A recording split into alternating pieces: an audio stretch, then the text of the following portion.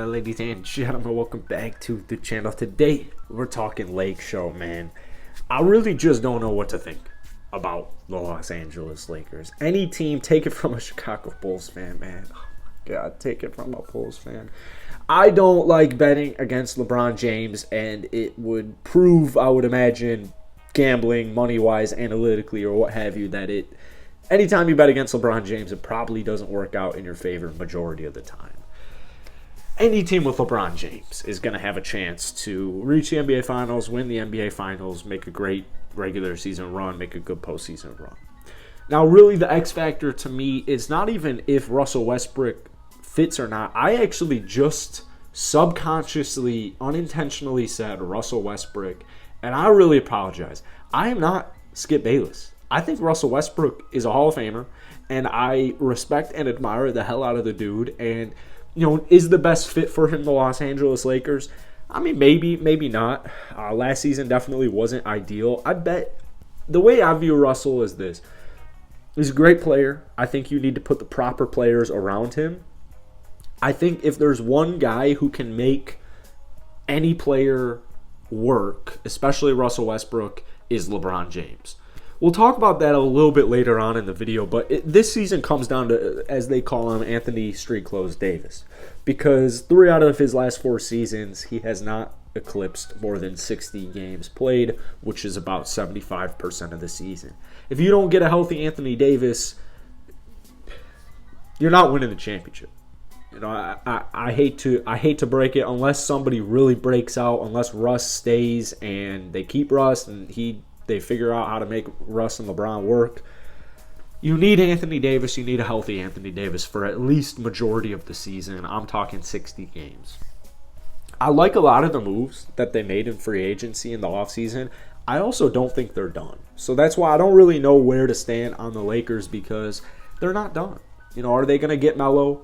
Are they going to trade Russ? I've seen some really solid Russ trade potentials. I would do Bogdanovich, Malik Beasley, and I don't know why am I blanking on the main, and Mike Conley. I would also do the Pacers trade. I've seen McConnell, Turner, and Buddy Hield for Taylor, Russ, Kendrick, 2 firsts, or what have you. I don't know if this is just hype, but I would say the Lakers' best bet is most likely to give away Russ if you can get a package like either of those two. I think that makes their team a lot deeper. My issue with the Lakers right now is not Russell Westbrook related. It's more so depth related. I love the signing of Thomas Bryant. Thomas Bryant's another one of those guys where he just can't stay healthy. The entirety of his career, at least the last couple of seasons, Thomas Bryant just hasn't been able to catch a break. Damian Jones was a great depth signing. I love Damian Jones. JTA, solid depth signing. I thought Lonnie Walker was an absolute steal. I think personally Lonnie Walker kind of shafted himself. I thought he was capable of a lot more money for a more longer-term deal. But I like this kind of prove-it-esque contract. I have high hopes for Austin Reeves. I like the draft pick and Max Christie. I don't know how much Max is going to be able to help them out immediately. But as far as long-term, you got to keep in mind, man, post-LeBron James era exists. LeBron can't last forever. He's not going to be on the Lakers, or he's not going to be in the NBA forever. I do think he retires as a Laker, but I look at here's our starting 5. All right, let's get through the starting 5. Russell Westbrook, Austin Reeves, Lonnie Walker, Anthony Davis, Thomas Bryant.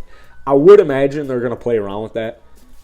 Thomas Bryant, most likely, if he did start, would probably start 3 or so minutes until he gets subbed out. Your bench is looking somewhat of Kendrick Nunn. You've got Taylor there, THT, Lonnie Walker, Stanley Johnson. I'm glad they brought Stanley Johnson back. He's huge for defense. JTA and then Damian Jones. So this is a playoff team. I don't even think that Anthony Davis necessarily needs to stay healthy for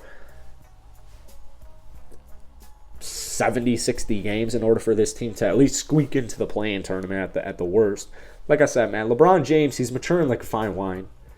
Yeah, maybe he isn't at like he was in his prime right now, but I've yet to see a fall off from LeBron, and until I see a legitimate fall off, which, to be quite honest with you, this man is built like a tank. I don't know if we'll ever actually see an official fall off of LeBron James. I think the way he takes care of his body, how much work he's put into his game, I don't know if we actually ever truly see a quote-unquote downfall of LeBron James. I don't even know what a downfall of LeBron would be. Like, what are we talking? Like 20 points, 10 rebounds, 10 assists?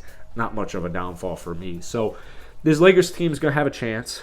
I have seen a lot of trades. I have seen, there's still a good amount of free agents out there. Keep that in mind. There's still a lot of good free agents out there.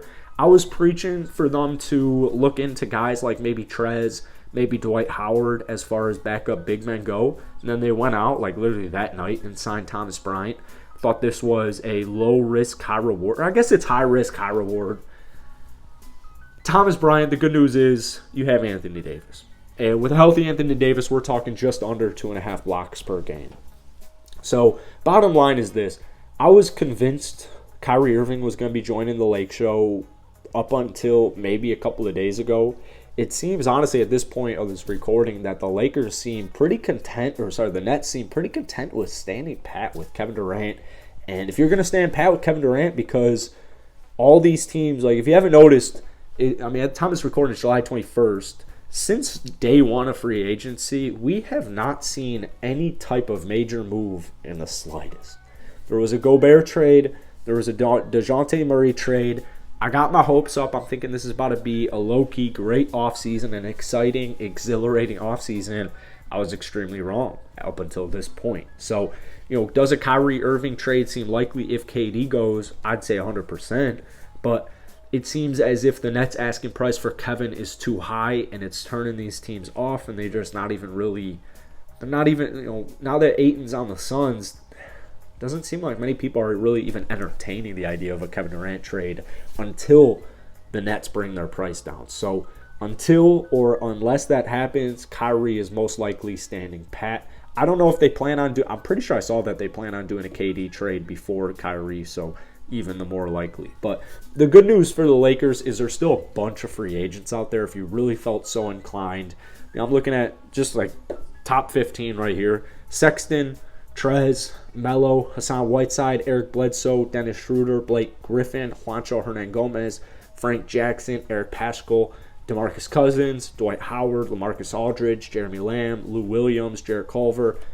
A lot of those players, not every one of them, but a lot of those players, I think the Lakers could find a role for some of these cats. So they're definitely not done. They're definitely not done. So I'm taking this all with a grain of salt, which is, like I said at the beginning of this video, well, I don't really know what to think about them. I don't know quite what to think about them. So I'm not too worried. I know this team is going to make the playoffs regardless of what happens, regardless if AD stays healthy all season, regardless if Russ gets traded or doesn't get traded.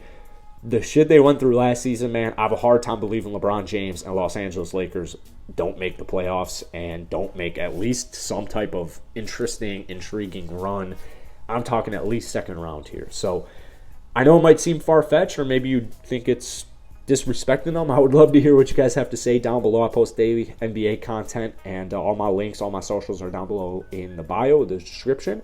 And that's really it for today, man. I hope you all have a great weekend and a good rest of your night. And I'm dragging this video on for no reason, so peace.